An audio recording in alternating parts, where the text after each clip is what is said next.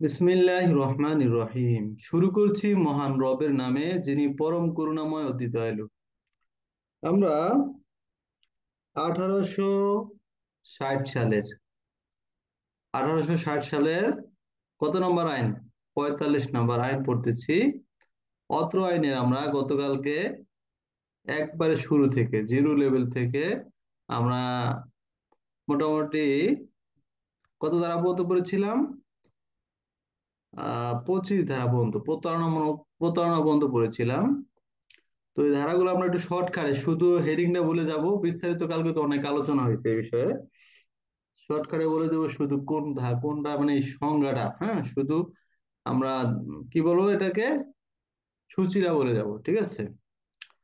তো প্রথম আমরা পড়েছিলাম এবং বলেছিলাম যে দণ্ডবিধি আইন একটা মৌলিক আইন, মূল আইন, এবং এখানে 565টা ধারা, এই 511টা ধারা, কার্যবিধানের কথা চলে আসছে। 511টা ধারা, এবং এই 511টা ধারাকে 23টা অধ্যায় বিভক্ত করছে। এবং এই দণ্ডবিধি আইনটা প্রকাশ হয় কত? 1860 সালের আপনার 6ই অক্টোবর।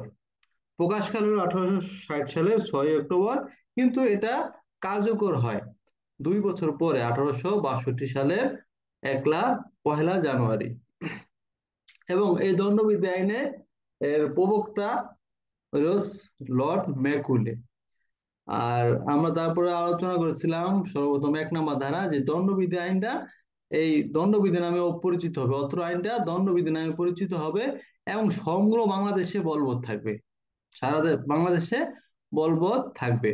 এবং দুয়ে পড়েছিলাম যে বাংলাদেশের অভ্যন্তরে অপরাধের যে সমস্ত কাজগুলো করলে বাংলাদেশের ভিতরে এগুলো অপরাধ হিসেবে গণ্য হবে, এই অপরাধগুলোর বিচার এই বাংলাদেশে এই দণ্ডবিধি মোতাবেক করা যাবে। 3 ধারে পড়েছিলাম বাংলাদেশের বাইরে কোনো অপরাধ করলে, তা বাংলাদেশের বাইরে যদি কেউ কোনো অপরাধ করে, তাহলে এই বাংলাদেশের আইন বলে যদি সেটা বিচারযোগ্য হয়, তাহলে এরকম অপরাধের বিচার বাংলাদেশে করা যাবে, যেন অপরাধটা সে বাংলাদেশি করছে এরকম, মানে বলে গণ্য হবে। আর 4-এ আমরা পড়েছিলাম যে বাংলাদেশের সীমা রেখার বাইরে অথবা রাষ্ট্রের বাইরে, বাংলাদেশের এই বাইরে, রাষ্ট্রের সীমানার বাইরে যদি কেউ, মানে এই এখানে 2টা বিষয় উল্লেখ আছে, যে বলা আছে বাংলাদেশের কোন নাগরিক যদি যেখানে পৃথিবীর যে কোনো জায়গায়, যে কোনো স্থানে, যে কোনো সময় অপরাধ সংঘটিত করে, তাদের জন্য এই দণ্ডবিধি প্রযোজ্য হবে। এবং আমরা খতে পড়েছিলাম যেখানেই আপনার থাকুক না কেন, এই বাংলাদেশের রেজিস্ট্রেশন কিন্তু বিমানে চড়ে কেউ যদি কোথাও অপরাধ করে, তাহলে এই বিধি মোতাবেক দণ্ডিত হবে। এর ভিতরে আমি একটা আজকে ব্যাখ্যা যোগ করছি, দেখছেন? দ্বারা নতুন যে শীটটা দিছি, ব্যাখ্যাটা দিয়ে দিয়েছি, হ্যাঁ, যে বিদেশি কোনো নাগরিক যদি বাংলাদেশে এসে কোনো অপরাধ সংঘটিত করে, তাকেও এই দণ্ডবিধি মোতাবেক কি করা যাবে, তার এই বাংলাদেশে বিচার পরিচালনা করা যাবে। তারপর আমরা পড়েছিলাম 5 ধারা। 5 ধারা কি বলেছিলাম? যে অন্য কোনো স্থানীয় আইনে অথবা কোনো বিশেষ আইনে অথবা সেনা নৌ বিমান বাহিনীর কোনো পলায়নের প্রতিরোধে বা পলায়ন করলে তাদের জন্য যে শাস্তির ব্যবস্থা রয়েছে, এই শাস্তির কোনো বিধান থাকলে দণ্ডবিধি আইন সেই আহ, সেই বিধানকে কি করবে না, পরিবর্তন করবে না বা ক্ষুণ্ণ করবে না। এটা বলেছিলাম কত? 5 ধারা দণ্ডবিধানের। তারপর আমরা পড়েছিলাম 6 ধারা। এই বিধির দ্বিতীয় অধ্যায় চলে গেছি, সেখানে পড়ছিলাম যে এই বিধির সংজ্ঞা, ব্যাখ্যা, উদাহরণগুলা এই দণ্ডবিধির ব্যতিক্রম সাপেক্ষে ব্যবহৃত হবে অথবা প্রযোজ্য হবে। তারপর আমরা পড়েছিলাম হলো 10 ধারা, নারী পুরুষ, 10 ধারায় নর এবং মহিলা। আর তারপর পড়ছিলাম আমরা কত দ্বারা? 11 ধারা, ব্যক্তি।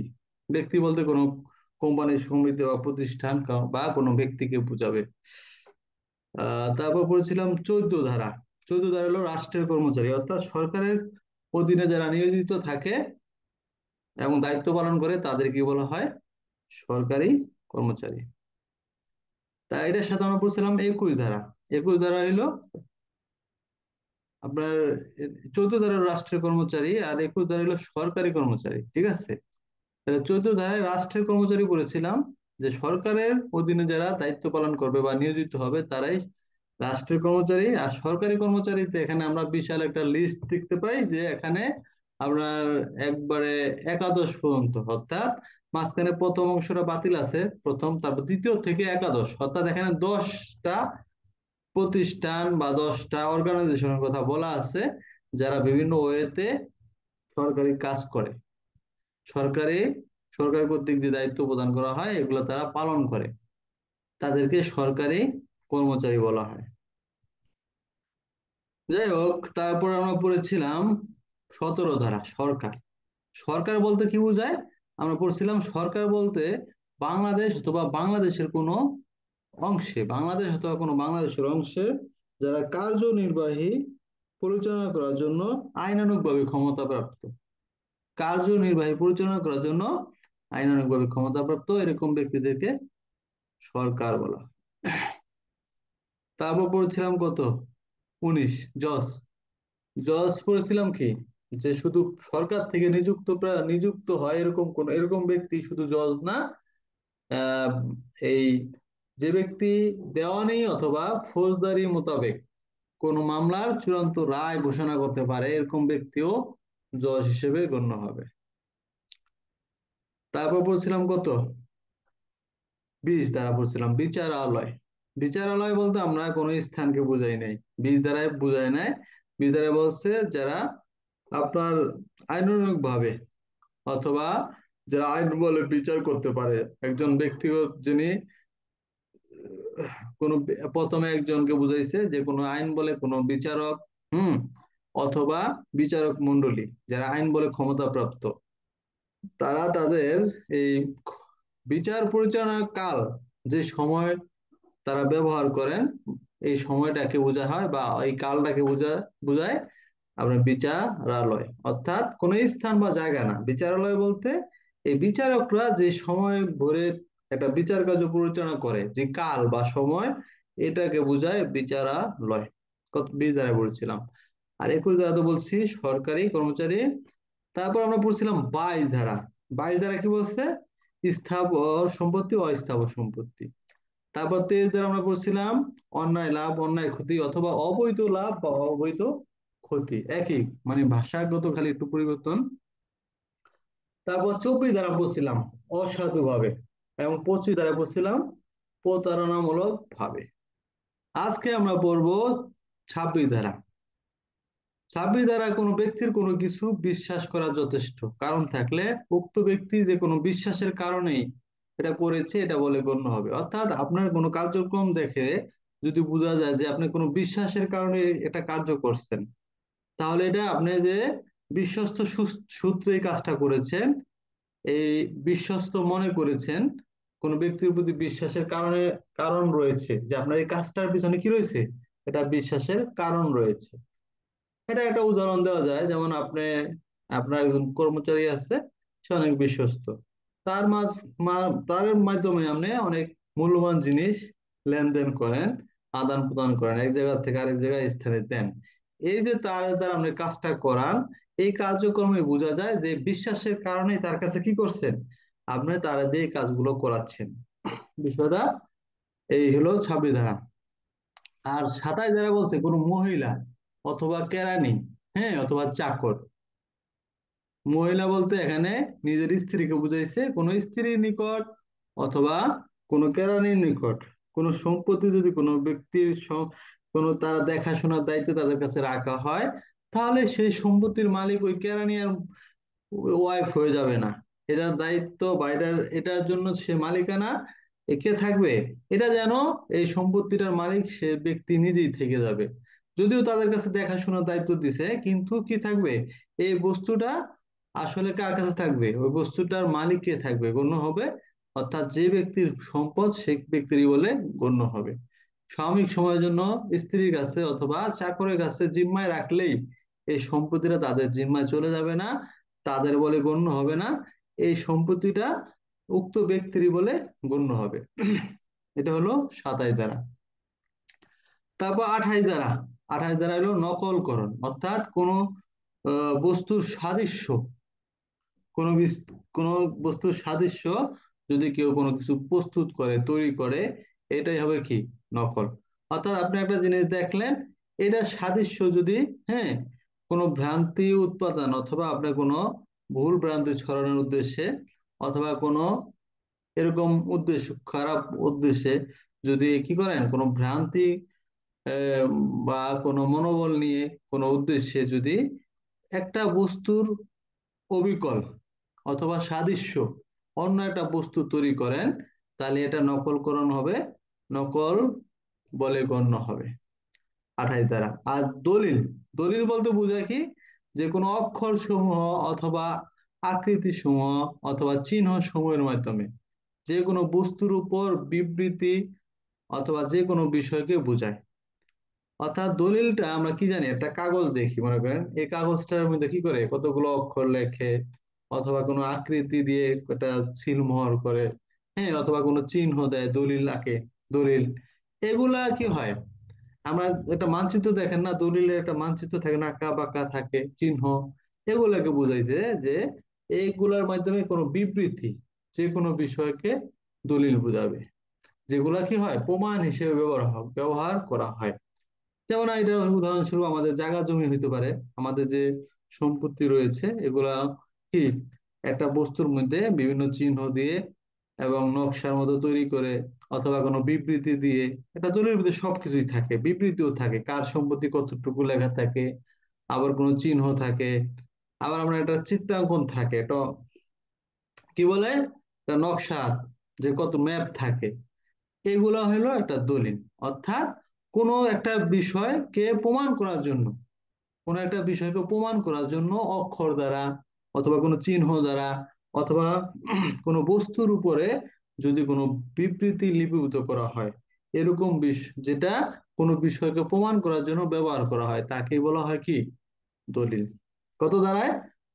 29 ধারায়। তারপর আমরা পড়বো 30 ধারা, মূল্যবান জামানত। মূল্যবান জামানত হচ্ছে আমার একটি দলিল, যে দলিল বলে মানুষ কি করতে পারে, তার আইনানুগ অধিকার প্রতিষ্ঠা করতে পারে। মূল্যবান জামানত, এটা একটা দলিল, যে দলিল বলে মানুষ কি করতে পারে, তার আইনানুগ অধিকার প্রতিষ্ঠা করতে পারে। 30 ধারা। তারপর আমরা পড়বো উইল। উইল একটি, উইল বলতে যে কোনো ওসিয়ত মূলক, উইল শব্দটা এলো কি? ওসিয়ত, অর্থাৎ মৃত্যুর পূর্বে মানুষ যেগুলো ওসিয়ত করে যায়, একজনের সম্পত্তি সে আরেকজনের লিখে দিয়ে যায়, এগুলো হলো উইল। অর্থাৎ কোনো ব্যক্তি কি করে, এই যে ব্যক্তি, কোনো ব্যক্তি যেই ওসিয়ত মূলক ওসিয়ত করে যায়, মৃত্যুর পূর্বে হোক বা যে কোনো সময়, সে কি করে, এই ওসিয়ত করে, ওসিয়ত মূলক যে বিবৃতি পেশ করে যায় বা লিখে যায়, এগুলাই কি উইল বলে গণ্য হবে। ঠিক আছে, উইল শব্দটা কি? ওসিয়ত, এটা মনে রাখবেন, যে ওসিয়ত করে যায় যে আমার মৃত্যুর পরে অমুক রে ওই জিনিসটা দিও, তাকে অত, আমার ব্যাংকে টাকা আছে ওর থেকে একটা পার্সেন্টেজ তাকে দিও, মানে এরকম ভাবে, অথবা অমুক মাদ্রাসায় 50,000 টাকা দান করিও, ওসিয়ত করে যায়। হ্যাঁ, এগুলাই মূলত হইলো, উইলটা হইলো একটা ওসিয়ত মূলক বাণী অথবা দলিল। তারপরে আমরা পড়বো, কত ধারা পড়বো? 34। 34 ধারাটা একটা গুরুত্বপূর্ণ ধারা। কতিপয় ব্যক্তি কর্তৃক একই উদ্দেশ্যে, একই অভিপ্রায়, হ্যাঁ, একই অভিপ্রায় কৃত কাজে বলি। অর্থাৎ যখন কতিপয় ব্যক্তি একই অভিপ্রায় পূরণ করবে, মানে একটাই আশা, একটাই উদ্দেশ্য নিয়ে অপরাধমূলক কোনো কাজ সম্পাদিত করে, তখন এই যারা এই কাজের সাথে জড়িত থাকবে, হ্যাঁ, তারা প্রত্যেকে কি হবে, এই কাজের জন্য দায়ী হবে, যেন তারা কি করছে, উক্ত কাজও যেন একটা ব্যক্তি সম্পন্ন করেছে। অর্থাৎ 5 জনে মিলে যদি একটা অপরাধমূলক কাজ করে, তাহলে এই 5 জনের ভিতরে মনে করেন একজনকে গ্রেফতার করা হয়েছে, সে বলতে পারবে না যে আমি কাজটা করি নাই, 5 জনে করছে। অর্থাৎ একজনে করলে যেরকম ভাবে অপরাধী হইতো, 5 জনে কি সমানভাবে অপরাধী হবে, কেউ অপরাধ কম হবে না, যে আপনার 5 জনে করছি তো শাস্তিটা 5 জনে ভাগ ভাগ করে কমিয়ে দেবো, বিষয়টা এরকম না।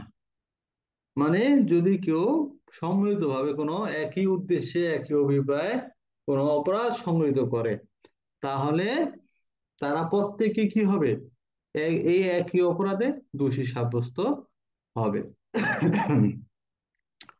এটা আমাদের কত ধারা? 34 ধারা। তারপরে আমরা পড়বো 35 ধারা। সেক্ষেত্রে অনুরূপ কোন কার্য অপরাধমূলক জ্ঞান নিয়ে, অপরাধমূলক জ্ঞান বা অভিপ্রায় সহকারে যদি কেউ ঠিক একই কাজটা কি কি মন নিয়ে করে, অপরাধমূলক জ্ঞান নিয়ে করে, একই উদ্দেশ্যে যদি এরকম অপরাধমূলক তারা কাজ করে, তাদের এই জ্ঞানটা বা অভিপ্রায়টা এক হওয়ার কারণে কি হবে, তারা সবাই কি হবে, একই অপরাধে গণ্য হবে। অর্থাৎ একটা কাজ করছে, সেখানে সবার এই অভিপ্রায় অথবা জ্ঞান ছিল কাজের, যে আমরা যে কাজটা করতে যাচ্ছি এই কাজটার ফলে একজন মানুষের মৃত্যু হইতে পারে, এই জ্ঞান থাকা সত্ত্বেও যারা এই কাজটা একসাথে করে, তারা সবাই কি করবে, একই অপরাধে দোষী সাব্যস্ত হবে অথবা গণ্য হবে। আর 34 ধারা আর 35 ধারার ভিতরে পার্থক্য বুঝতে পারছেন? 34 ধারা এবং 35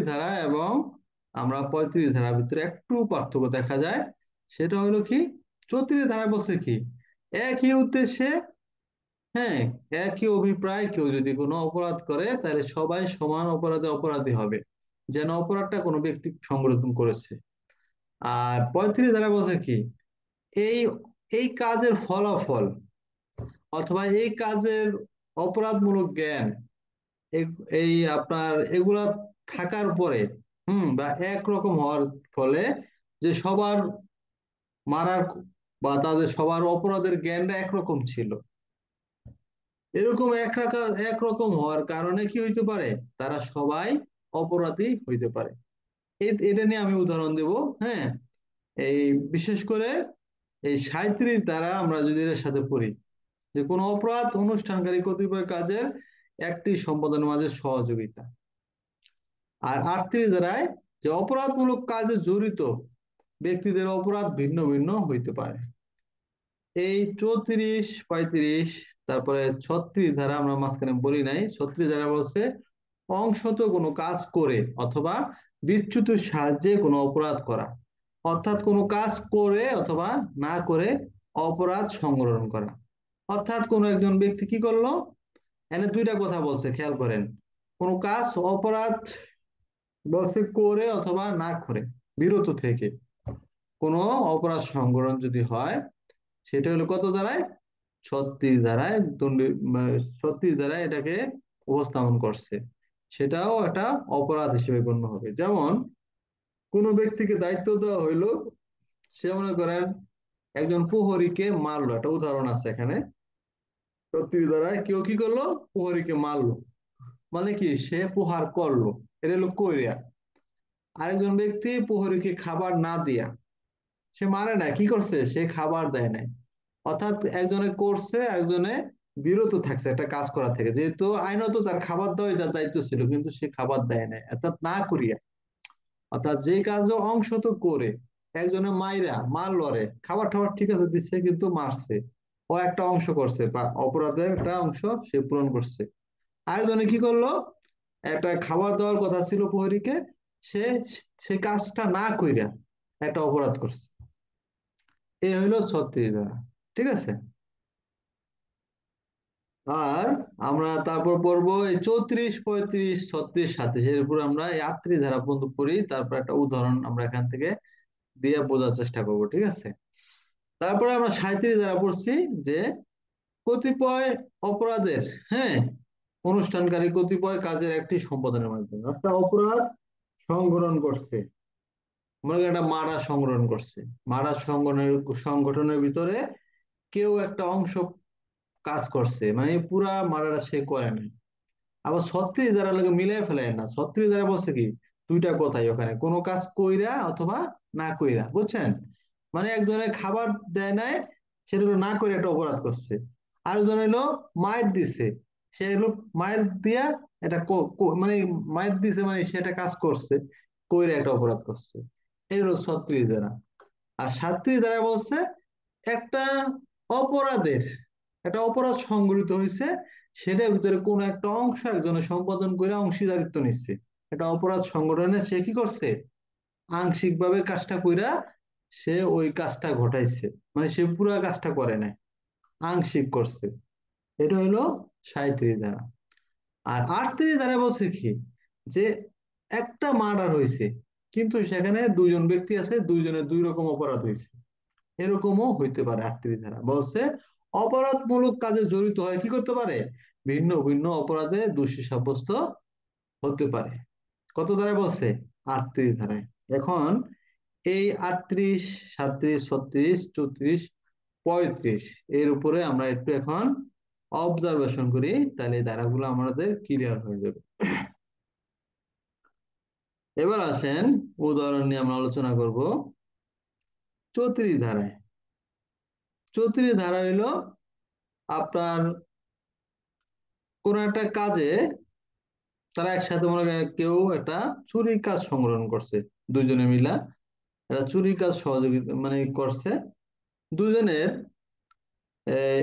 অভিপ্রায় অভিপ্রায় একই ছিল, চুরি। তাহলে এই দুইজনকে যদি দণ্ড দিতে চান চুরির অপরাধ, তাহলে 34 ধারার সাথে দিতে হবে। ঘরে চুরি করলে, ঘরের বাইরে চুরি করলে সেই ধারার সাথে এই 34 ধারা দিতে হবে, যখন যৌথ কাজ হয়, যৌথ অপরাধী হয়।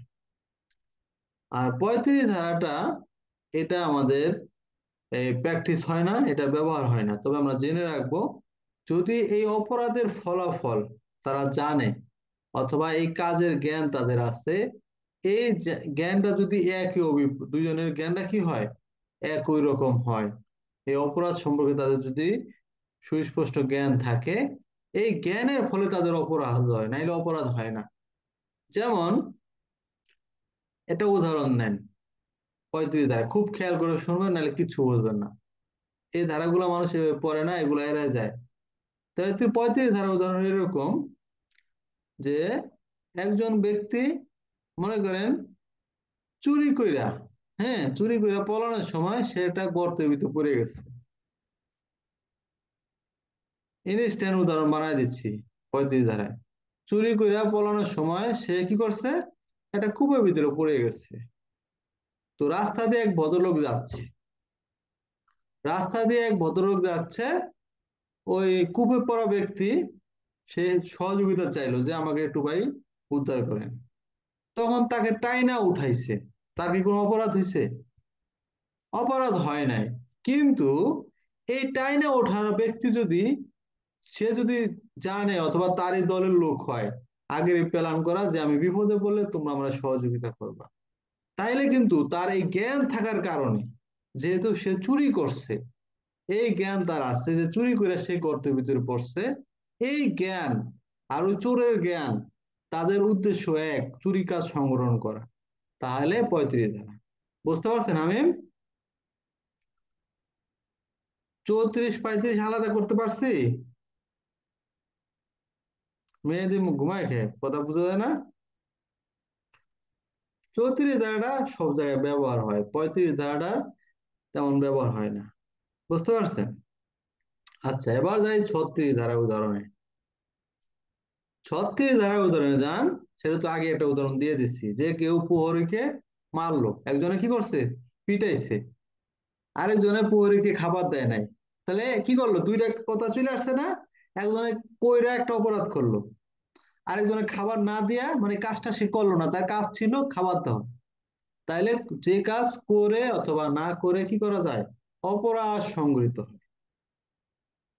যে কাজ করে অথবা না করে অপরাধ সংগৃহীত হয়, সেটা কত ধারা আপনার, সেটা হইলো 36 ধারা।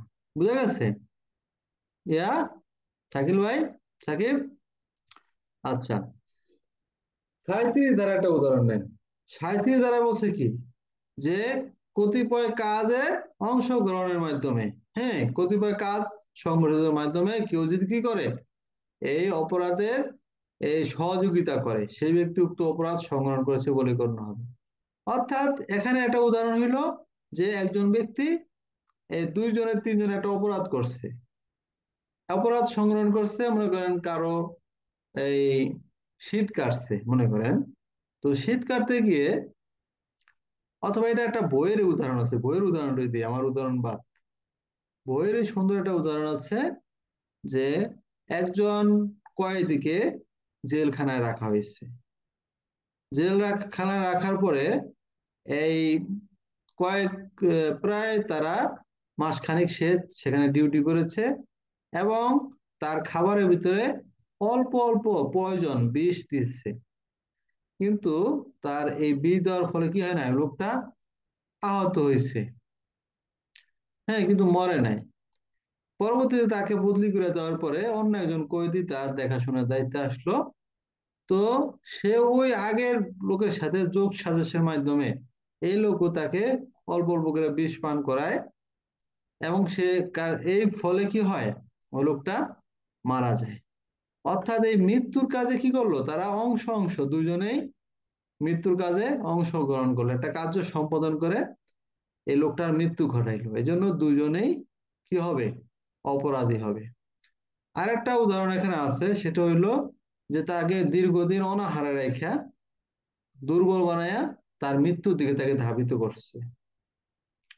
তাহলে মূলত দুইজনে কি করছে, যোগ সাজসের মাধ্যমে এই লোকটাকে একটা মৃত্যুর দিকে ধাবিত করছে, কিন্তু একজনের মৃত্যুটা ঘটায় নাই। অংশত তারা অংশগ্রহণ করছে, একজনে তাকে না খাওয়াই রেখা দুর্বল করছে, আরেকজনে বিষ পান করায়া মারার দিকে ধাবিত করছে। এই দুজনের একটা কাজের মাধ্যমে কি হয়েছে, লোকটা মারা গেছে। এটা হলো কত ধারায়, এটা হলো আমরা দেখতে পাই 37 ধারায়।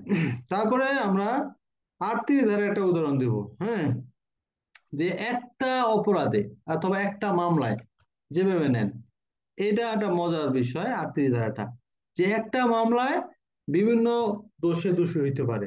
একটা অপরাধে অথবা একটা মার্ডার হয়েছে, এই মার্ডার মামলায় সবাই কিন্তু মার্ডারের অপরাধে অপরাধী হবে না, এরকম হইতে পারে। কিভাবে হয়, এটা একটা উদাহরণ নেন।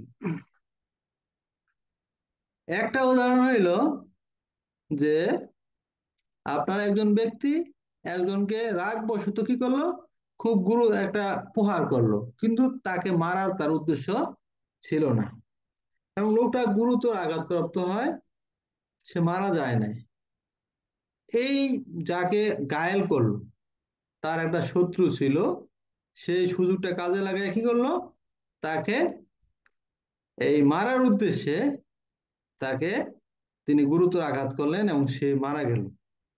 তাহলে এখানে যে ব্যক্তি তার মারার উদ্দেশ্য নিয়ে পরবর্তীতে আঘাত করছে, মারছে, মারার উদ্দেশ্যই তার ছিল, যে তখন দুইজনের অপরাধ দুই রকম হবে। একজনের অপরাধজনক প্রাণহানি হবে, হ্যাঁ, আরেকজনে কি হবে, যে মারার উদ্দেশ্য নিয়ে তাকে মারছে, হ্যাঁ, তিনি হবেন কি, যে মারার উদ্দেশ্যে তাকে প্রহার করে মারলো, সে খুনের দায়ে দায়ী হবেন। হ্যাঁ, আর যে তাকে জানতো না যে এই আঘাতে মারবে, তার অপরাধটা হবে অপরাধজনক প্রাণহানি। আরেকটা উদাহরণ এখানে বইয়ে আছে, বইয়ে উদাহরণ আছে এরকম, যে একজন ব্যক্তি, ল্যাপটপের চার্জ চলে গেছে, আচ্ছা, আরেকটা উদাহরণ আছে আপনার, যে একজনকে একজন ব্যক্তি একজনের সাথে রাগান মানে কথা কাটাকাটি করে কি করলো, সে একটা আঘাত করলো, রাগের সুরে আঘাত করলো, আঘাত করার ফলে লোকটা ইনজুরি প্রাপ্ত হইল। ইনজুরি প্রাপ্ত হইলে এই যে ব্যক্তি ইনজুরি প্রাপ্ত হইল তার এক শত্রুকে আরেকজন কি করলো, তিনি তাকে উস্কানি দিয়ে দিল তাকে হত্যা করার জন্য। তার উস্কানিতে সে উত্তেজিত হইয়া সে মার্ডার করলো। এখানে এক একজনের এক একটা অপরাধ সংঘটিত হয়েছে। একজনের প্ররোচনার জন্য মানে মৃত্যুর আহ, মানে মৃত্যু ঘটানোর জন্য প্ররোচনা দিছে, তার একটা শাস্তি হবে। তারপরে একজনের মার্ডার যে ঘটাইছে সে মার্ডার মামলা হবে। মানে 38 ধারাটা হইলো একটা ঘটনায় এক একজন ব্যক্তি আলাদা আলাদা অপরাধে দোষী সাব্যস্ত হতে পারে। বুঝতে পারছেন 38 ধারাটা? তাহলে 34, 35, 36, 37, 38 প্রত্যেকটা ধারার উপরে আমি আলাদা আলাদা ভাবে করে দিচ্ছি আপনারা, একটার সাথে একটা যেন গোলমাল না বাঁধে। যাই হোক, এখন পড়বো 39 ধারা। 39 ধারা বলছে কি, স্বেচ্ছাকৃত ভাবে। স্বেচ্ছা মানে কি? স্বেচ্ছা মানে নিজের ইচ্ছায়, ইচ্ছাকৃত ভাবে আমরা পড়বো 39 ধারায়। এটা আমরা সবাই জানি যে, যে সাহায্যের মাধ্যমে কোনো কাজ অনুষ্ঠান করার ইচ্ছা করা হয়, তার সাহায্যে কোনো কাজ অনুষ্ঠিত হবে যেন উক্ত কাজ অনুষ্ঠান করে সেই ব্যক্তি স্বেচ্ছাকৃতভাবে কাজ অনুষ্ঠান করেছে। অর্থাৎ যেই যেই বিষয়টা বা যেই মাধ্যম ব্যবহার করে কোনো কাজ করতে চায়, সেই মাধ্যমে যদি কেউ কোনো কাজ অনুষ্ঠান করে, সেই ব্যক্তি সেই কাজটা ইচ্ছাকৃতভাবে করেছে বলে গণ্য হবে।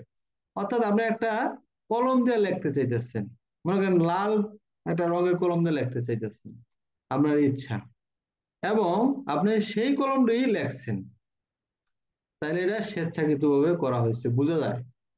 এরকম একটা তো লেখার উদাহরণ দিলাম, এরকম অনেক উদাহরণ আপনারা টানতে পারবেন। আপনার ইচ্ছা ছিল লাল কালি দিয়ে লেখা, কিন্তু আপনি লাল কালি দিয়ে লিখতে পারেন নাই, অন্য একটা কালি দিয়ে লিখছেন। এটা আপনার ইচ্ছা ছিল না, তারপরেও আপনি করছেন, এটা কিন্তু ইচ্ছাকৃতভাবে হইল না। আপনার যে কাজ, যেটা দিয়ে আপনার কাজটা করা টার্গেট ছিল, সেই বস্তু দ্বারা আপনি কাজটা করছেন, তাইলে এই কাজটা ইচ্ছাকৃতভাবে করা হয়েছে বলে গণ্য হবে। বোঝা গেল ইচ্ছাকৃতভাবে? অর্থাৎ যেই, যার মাধ্যমে আপনি যে কাজটা সংগঠন করতে চান, সেই মাধ্যমে যদি আপনি কাজটা সংগঠন করেন, তাহলে স্বেচ্ছাকৃত বলে গণ্য হবে। বোঝা গেছে? অনেকে আবার লেগে যে ইচ্ছাকৃত ভাবে যে কাজ করে সেটাই স্বেচ্ছাকৃত। আইনের বিষয়গুলো কিন্তু এরকম না, এগুলা তো একবারে পোলাপানের মতো, ছেলে খেলার মতো হয়ে যায়। এটা একটা স্ট্যান্ডার্ড থাকা লাগবে। অর্থাৎ যে কাজটা ব্যক্তি যে জিনিসের মাধ্যমে অথবা যে বস্তুর মাধ্যমে করতে চায়, সেই বিষয়ে সেই বস্তু দিয়ে যদি কাজটা সংগঠিত করে, তাহলে এটা হবে কি, স্বেচ্ছাকৃত ভাবে গণ্য হবে। আর 40 ধারা তো আমরা ইন্টারন্যাশনাল দ্বারা সবাই পড়েছি, অপরাধ। 40 ধারা অপরাধ। তো এটার ব্যাখ্যা দরকার আছে নাকি? এটা ফৌজদারি কার্যবিধানে কত ধারা মনে আছে? 4-এর 1-এর মূর্ধন্য। 40 ধারায় বলছে কি, যে এই কাজসমূহ এই আইনের দৃষ্টিতে অপরাধ, অথবা বাংলাদেশে বলবাদ অন্য আইন অনুযায়ীও অপরাধ, তাকে বলা হয় অপরাধ। ফৌজদারি কার্যবিধি আইনের 4-এর 1-এর মূর্ধন্য। আর নারী শিশুতে কত দেখি তো, কারো মনে আছে নি? হ্যান্ড রাইজ করেন তো। নারী শিশুতে আছে 2-এর কত, প্রথম একবারে 2-এর ক, 2-এর কতে বলা আছে যে অপরাধ সম্পর্কে। আজকে আমরা এই তৃতীয় অধ্যায় শেষ করে দিই না? তারপর আমরা পড়বো 41। এই যে আমরা বিশেষ আইন, বিশেষ আইন আমরা তো আগে জেনে গেছি বিশেষ আইনটা কাকে বলে, আমি তো একাধিক বলে বলছি। যদি কোনো বিশেষ বিষয় নিয়ে আইন প্রণীত হয়, কোনো বিশেষ বিষয় নিয়ে যদি আইনটা প্রণীত হয়, সেটাকে বলা হয় বিশেষ আইন। অর্থাৎ বিশেষ আইন হচ্ছে কি, বিশেষ কোনো বিষয়ের প্রতি প্রযোজ্য আইন। অর্থাৎ যেই বিষয়টাকে নিয়ে কোনো আইন তৈরি করা হয়, সেটাই হলো বিশেষ আইন। যেমন নারীদেরকে নিয়ে একটা আইন তৈরি হয়েছে, নারী শিশু আইন। অস্ত্র নিয়ে একটা আইন তৈরি হয়েছে, অস্ত্র আইন। মাদক নিয়ে একটা আইন তৈরি হয়েছে, মাদক আইন। এগুলা কি, সবগুলা বিশেষ আইন। তারপরে আসি 42 ধারা, স্থানীয় আইন। স্থানীয় আইন বলতে কি বোঝায়? স্থানীয় আইন হচ্ছে কোন, আপনার বাংলাদেশের রাষ্ট্রের সীমানার ভিতরে যে কোনো একটা অংশে প্রযোজ্য আইন। অর্থাৎ বাংলাদেশের সীমানার ভিতরে অথবা বাংলাদেশের কোনো একটা অংশের স্থানীয় একটা আইন, অর্থাৎ যে আইনটা প্রযোজ্য আছে, এটাকে বলা হয় স্থানীয় আইন। বাংলাদেশের সীমানার ভিতরে কোনো অংশে যে আইনটা প্রযোজ্য আছে, এটা কি আইন? এটা কি বিশেষ আইন? এটা হইলো স্থানীয় আইন। বলেন তো তাহলে, এই ডোপ টেস্ট এটা কি আইন? এই যে করোনার সময় একটা যে ডোপ টেস্টে, সরি, এই যে করোনার সময়, করোনাকালীন সময় যে আমাদের বিধিবিধান গুলা ছিল তৎকালীন অবস্থায়, এই এটা কি আইন হিসেবে গণ্য হবে? করোনার একটা বিষয় নিয়ে বিভিন্ন সময় কি হয়েছে, বিজ্ঞপ্তি প্রকাশ করা হয়েছে, ঘর থেকে বের হওয়া যাবে না, এটা করা যাবে না, সেটা করা যাবে না, এগুলা কি? এগুলো তো একটা আইন। এটা কি আইন? করোনার বিষয়বস্তু নিয়ে যেহেতু বলছে, সেখানে এটা একটা বিশেষ আইন হইতে পারে। আর যদি এই করোনার আইনটা কোনো স্থানীয় এলাকার জন্য ফিক্সড করে দেয়, তাহলে ওটা কি হবে? স্থানীয় আইন। অর্থাৎ বাংলাদেশের মনে করেন ফরিদপুরের শহরে বলে দিল এই জায়গার স্থানীয় লোক রাজবাড়ি যাবেন না, রাজবাড়ির লোক এখানে আসবেন না, সেখানে অবস্থান করবেন। এই আইনটা শুধু ফরিদপুরের জন্য প্রযোজ্য। এটা কি আইন হবে? এটা হবে স্থানীয় আইন। কি মেহেদি ঘুম আসে? চোখ দিয়ে ছোট ছোট হয়ে গেছে। আচ্ছা, যাই হোক, তারপরে আমরা পড়বো 43। 43-এ কিন্তু দারুণ একটা বিষয় আছে, একটা ব্যাখ্যামূলক প্রশ্ন এখান থেকে আসতে পারে। 43 ধারাটা ভিভিআইপি দিয়ে রাখেন, এতক্ষণ যেহেতু আলোচনা হয়েছে, এর ভিতরে সবচাইতে ইম্পর্টেন্ট ধারাটা 43 ধারা। মানে বর্তমানে এমন কিছু বিষয় প্রশ্ন ছাড়া ধারা খোঁজে যেগুলো বিকল্প ধারা, বুঝছেন? বিকল্প ধারা মানে যেগুলো মানুষ পড়ে না, মানে অ্যাভয়েড করে চলে যায়, এরকম বিষয় কিন্তু বর্তমানে প্রশ্ন করে। বিষয়টা সহজ, কিন্তু এগুলো মানুষ পড়ে না। তো এরকমই একটা বিষয় আমার কাছে মনে হয় 43 ধারাটা। এই দণ্ডবিধির 43 ধারাটা সবাই পড়বেন। এখানে কোনো সংজ্ঞা না, এখানে একটা ব্যাখ্যার কথা বলছে। এখানে আপনার এই দেখবেন অবৈধ আবার আইনত, অবৈধ আইনত, এখানে এই দুইটার একটা ব্যাখ্যামূলক সংজ্ঞা। এটাও সংজ্ঞা, বাট কিন্তু এই সংজ্ঞাটা ওরকম পাঁচটা সংজ্ঞার মতো না, এটা একটু ভিন্ন টাইপের ব্যাখ্যামূলক সংজ্ঞা। আচ্ছা, অবৈধ এবং আইনত দুইটা কথা। অবৈধ কি? অবৈধ আইনত সম্পাদন করতে বাধ্য। এটা, এটার ব্যাখ্যা দিন, আইনানুগ ব্যাখ্যা দিন। এরকম লেখা প্রশ্ন আমরা পরীক্ষা ছেড়ে দিতে পারি যে অবৈধ আইনত সম্পাদন করতে বাধ্য, উক্ত কথাটির ব্যাখ্যা করুন। তখন আমরা কি লাগবো? তখন আমরা বুঝবো এটা 43 ধারার প্রশ্নটা নকল দিয়ে দিলাম ভাই। হ্যাঁ, মনের থেকে এটা আমার খেয়াল হয়েছে। হ্যাঁ, যখন আমি এই যে এই ধারাটা আমার কাছে গুরুত্বপূর্ণ, আমি আপনাদের সাথে শেয়ার করবো, এজন্য বললাম এই 43 ধারাটা ভালোভাবে মনে রাখার চেষ্টা করবেন। সেখানে বলছে কি, যে অবৈধ কথাটি হইলো এমন প্রত্যেকটি বিষয়ের প্রতি প্রযোজ্য যা অপরাধ হিসেবে গণ্য। অবৈধ, অবৈধ আমরা বুঝি না, যেটা এমন প্রত্যেকটা বিষয়ের সাথে প্রযোজ্য হবে যেটা আইনত কি একটা অপরাধ। অবৈধ বলতে কি মেহেদি? অপরাধ। একটা অবৈধ কাজ করলেন মানে কি করলেন? আমরা একটা অপরাধ করলেন। তে আমরা আইনত অবৈধ বলতে কি বুঝবো? অবৈধ বলতে আইনত প্রত্যেকটা এরকম কাজ যেটা কি, যেটা আপনার অপরাধ হিসেবে গণ্য হবে। এই হলো একটা পার্ট গেল অবৈধ। এবার হবেন আইনত। আইন বলে নিষিদ্ধ বা যা দেওয়া, আইন বলে নিষিদ্ধ এরকম কাজ। এরকম কাজ কি প্রত্যেকটা ব্যক্তি আইনত সম্পাদন করতে পারে। যে আইন বলে নিষিদ্ধ এরকম প্রত্যেকটা কাজ মূলত মানুষ কি আইনত করতে বাধ্য। মানে আইনত শব্দটা দেখেন, এটা ভিতরে চলে আসতেছে। আইনত বলতে কি বোঝায়? আইনত মানে এখানে অনেক সময় আমরা দেখি যে ঝগড়াঝাটি হয়, দুজনের ভিতরে কথা কাটাকাটি হয়, তখন আইসা একজনের মধ্যস্থতা করে। আইসা বলে না, আরে এই তো আইনের কথা বলছে, এটা তো ঠিক আছে, আপনারা না উল্টা পাল্টা কথা বলেন। এরকম হয় না, দেখেন না, যে এত আইনত আছে মানে সে যুক্তিযুক্ত আছে। এটা হলো আইনত, যে যে প্রত্যেকটা এরকম কাজ, হ্যাঁ, যেটা ব্যক্তি আইনত করতে কি সম্পাদন করতে বাধ্য থাকবে। আর এই এই দুইটা বিষয় আপনারা আমার কাছে অনেক গুরুত্বপূর্ণ মনে হয়েছে। এই দুইটা বিষয় আপনারা মনে রাখবেন, ঠিক আছে? একটা হলো অবৈধ এবং আইনত সম্পাদন করতে বাধ্য। বুঝতে পারছেন না এটা ভাই? অবৈধ এবং আইনত সম্পাদন করতে বাধ্য বলতে কি বুঝেন? যদি পরীক্ষা প্রশ্ন আসে, পারবো না উজ্জ্বল ভাই? এই দাড়ি ছাড়া ছবি লাগাইছেন দি, সিনাই তো জানি আমি, এটা কে এলো? যাই হোক, এই যে বিষয়টা বললাম, যে আইন অবৈধ, অবৈধ বলতে কি প্রত্যেকটা এরকম বিষয় যেগুলো একটা অপরাধ হিসেবে গণ্য হয়। আর আইনত বাধ্য কি, যে এরকম কোনো কাজ যে আইনত প্রত্যেকটা ব্যক্তি সম্পাদন করতে বাধ্য। যেমন সরকারি কোনো হুকুম দিছে যে আপনি এই রাস্তায় চলবেন না, তখন আইনত আপনি কি সরকারের হুকুম পালন করতে বাধ্য। আশা করি এটা বুঝছেন, এটা আর বোঝানোর দরকার নাই। এই আমার কাছে 43 ধারা একটু গুরুত্বপূর্ণ মনে হয়েছে, এই জন্য বিশেষ করে এটা বারবার বললাম। তারপর বলবো আমার 44 ধারা, ক্ষতি।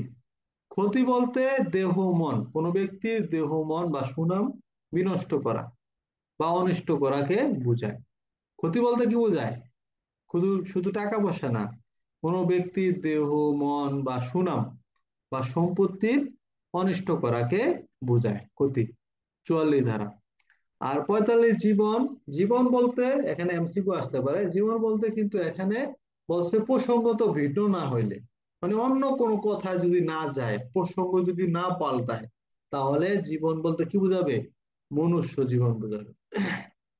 আর মরণ ঠিক সেম, 46 ধারায় বলছে যে মরণ বলতে যে প্রসঙ্গ না পাল্টায়, মানে আইনানুগ ব্যাখ্যা বিশ্লেষণের প্রসঙ্গ বা ঘটনা যদি না পাল্টায়, প্রসঙ্গ যদি না পরিবর্তন হয়, তাহলে এই 46 ধারার মৃত্যুটাও মনুষ্য মৃত্যু বা মানুষের মৃত্যু বলে গণ্য হবে। বুঝতে পারছেন? 45 এবং 46, 45-এ জীবন এবং 46-এ মৃত্যু। হম তারপর আমরা নিব 49, বছর মাস। এগুলা বলতে ইংরেজি ক্যালেন্ডারকে বোঝায়। ঠিক আছে, এটা মনে রাখবেন, এটা কিন্তু একবার মনে হয় এমসিকিউ তে আসছিল। হ্যাঁ, 49 বছর মাস বলতে, হ্যাঁ, যেগুলা গণনা করা ইংরেজি পঞ্জিকা হিসেবে গণনা করা হয়, এগুলাই হলো বছর মাস। এই দণ্ডবিধিতে বছর মাস কাকে বুঝাইছে? ইংরেজি ক্যালেন্ডারে যে বছর বা মাসের কি করা হয়, হিসেব করা হয়, এটাকে বুঝাইছে। মনে থাকবে? বৎসর বা মাস বলতে কাকে বোঝায়, যদি প্রশ্ন আসে তাহলে আমরা বুঝবো কি এই দণ্ডবিধিতে যে বৎসর বা মাস বলতে বুঝাইছে ইংরেজি পঞ্জিকা অনুযায়ী যে হিসাব করা হয়, এটাকেই বৎসর বা মাস বুঝাইছে। ঠিক আছে, এটা এমসিকিউর জন্য, এগুলা গুরুত্বপূর্ণ না। 49। তারপর 50 ধারা। ধারা। ধারা কি? ধারা হইলো কোনো বিধির পূর্বে যে সংখ্যা বসানো হয়। যেমন আমরা এই যে মনে করেন এখন আলোচনা করতেছি 50 ধারা, এই যে আমরা যেটা বিধি পড়তেছি, 50টা কি কি একটা সংখ্যা? 50টা কি কোনো বিধি? আমি 50 কি কোনো বিধি? 50 কেন কোনো বিধি না, 50 একটা সংজ্ঞা। বিধিটা কি? বিধিটা হলো যে বিবরণটা। তো কোনো বিধির পূর্বে যে সংখ্যা বসানো হয় বা সংখ্যা দ্বারা একটা বিধির মধ্যে আরেকটা বিধির পার্থক্য সৃষ্টি করা হয়, এটাকে বলা হয় কি? ধারা। বুঝেন নাই? না তো সব বিবৃতি একটা বিবৃতি হয়ে যাব, একটার সাথে আরেকটার মাঝখানে কি হয়? পার্থক্য সৃষ্টি হয়। যে অঙ্কের মাধ্যমে, তাকে বলা হয় কি? ধারা। মনে থাকবে? তারপরে 51, হলফ। হলফ মানে কি? হলফ হইল পবিত্র প্রতিজ্ঞা। হলফ হইল পবিত্র প্রতিজ্ঞা, অর্থাৎ সরকারি কর্মচারীর সামনে যে আপনার কি করা হয়, কোনো বিষয় প্রমাণের উদ্দেশ্যে ব্যবহৃত বা অনুমোদিত ঘোষণা। অর্থাৎ এই কি বলে, এই আপনার কোন সরকারি কর্মচারীর সামনে হওয়া লাগবে হলফটা। এই হলফটা কিন্তু এমনি অন্য মানুষের সামনে না, অর্থাৎ কোন সরকারি কর্মচারীর সামনে যদি কেউ কোনো বিষয় প্রমাণের জন্য পবিত্র প্রতিজ্ঞা করে, এটাই হলো হলফ। এটা কি? হলফ। সরকারি কর্মচারীর সামনে, রাজার ভাই ঘুমান নাকি? সরকারি কর্মচারীর সামনে, সরকারি কর্মচারীর সামনে কেউ যদি কি করে, পবিত্র কোনো কিছু প্রমাণের জন্য পবিত্র এই কি করে, কি বলে বাসারা, পবিত্র কোনো বিবৃতি, কোনো বিবরণ বা কোনো ঘোষণা প্রকাশ করেন, এটাকে বলা হয় হলফ। আচ্ছা, তারপরে আমরা 52 ধারা পড়বো, সর্বশেষ। 52 হলো সৎ বিশ্বাস। 52 ধারা বলছে কি? সৎ বিশ্বাস, অর্থাৎ যথাযথ, যথাযথ মনোযোগের সাথে, যথাযথ মনোযোগের সাথে, হ্যাঁ, সরল বিশ্বাসে কোনো কৃতকর্মকে আপনার সৎ বিশ্বাস বোঝায়। অর্থাৎ যে কাজটা যথাযথ মনোযোগের সাথে করা হয় না অথবা সতর্কতার সাথে করা হয় না, সেটা সৎ বিশ্বাস হিসেবে গণ্য হবে না। যথাযথ মনোযোগ এবং সরল বিশ্বাসে যে কাজটা করা হয়, সেই কাজটাকে কি কাজ বলা হয় মেহেদি? সেই কাজটাকে বলা হয় সৎ বিশ্বাস। সৎ বিশ্বাস, সরল বিশ্বাস একই জিনিস। অনেক জায়গায় আসতে পারে সরল বিশ্বাস কাকে বলে, অনেক জায়গায় আসতে পারে সৎ বিশ্বাস কাকে বলে? মানে ভাষাটা কত একটু পরিবর্তন, কিন্তু বিষয়টা কি, বিষয়বস্তুটা একই। আর হইল 52 ক, আশ্রয়। 52 ক, আশ্রয় দান অথবা আশ্রয়। স্বামী স্ত্রী ব্যতীত, স্বামী স্ত্রী ব্যতীত যদি কোনো ব্যক্তি অপর কোনো ব্যক্তিকে কোনো গ্রেপ্তার থেকে এড়ানোর জন্য, হ্যাঁ, অথবা তাকে খাদ্য পানি বাসস্থান বস্ত্র অস্ত্র, খাদ্য বস্ত্র বাসস্থান পানি এবং অস্ত্র ইত্যাদি দিয়া কেউ যদি সহযোগিতা করে, তাহলে উক্ত ব্যক্তি আশ্রয় দান করেছে বলে গণ্য হবে। ঠিক আছে, এটা কত, 52 ক ধারা। আজকে আমাদের এখানে একটা অধ্যায় শেষ করলাম, আমাদের এই পর্যন্ত থাকুক। তো যাই হোক, এখন এই ধারাগুলো মোটামুটি সহজ আছে, এগুলো আপনারা পারবেন আশা করি। আমাদের রেকর্ডিংটা বেশি বড় হয়ে যায়, তো আমি আর রিপিট করলাম না, এখন আমরা প্রশ্নোত্তর পর্বে যাব। সবাইকে ধন্যবাদ।